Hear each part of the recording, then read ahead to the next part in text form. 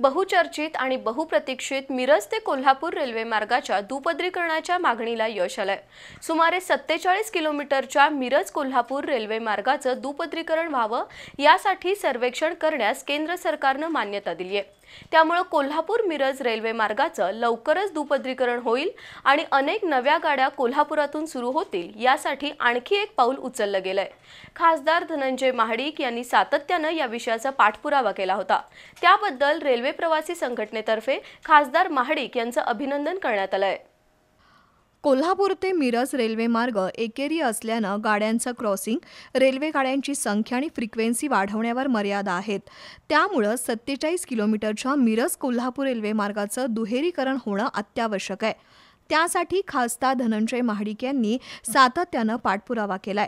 त्याचा परिपाक म्हणून केंद्र सरकारनं मिरज कोल्हापूर रेल्वे मार्गाच्या दुहेरीकरणासाठी सर्वेक्षण करण्यास मंजुरी दिली आहे। त्यातून एक प्रकारे मिरज कोल्हापूर रेल्वे मार्गाचं दुपदरीकरण होणार याचे संकेत मिळाले आहेत। वंदे भारतसह नव्या रेल्वे गाड्या कोल्हापुरातून सुरू करण्यासाठी दुपदरीकरण होणं अत्यावश्यक आहे। सर्वेक्षण झाल्यानंतर लवकरच दुपदरीकरणाच्या प्रत्यक्ष कामाला सुरुवात होईल असा विश्वास खासदार महाडिक यांनी व्यक्त केलाय। तर कोल्हापुरातील रेल्वे प्रवासी संघटनेतर्फे खासदार महाडिक यांचं विशेष अभिनंदन करण्यात आलंय।